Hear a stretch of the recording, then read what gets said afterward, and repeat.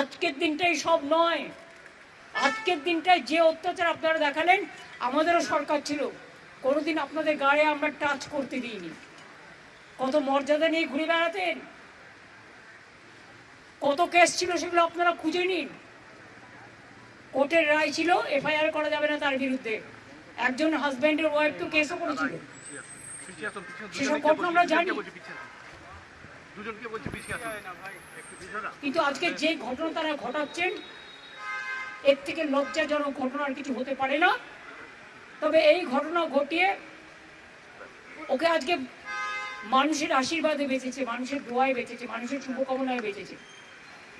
আমি বিশ্বাস করি আগামীকাল থেকে আমাদের ছেলেমেয়েরা, কর্মীরা, তারা নিজেরা রাস্তায় তাদের কর্মসূচি নেবেন। আর আমিও 2 তারিখ থেকে আমার কর্মসূচি শুরু করছি রানী রাসমণি রোড থেকে।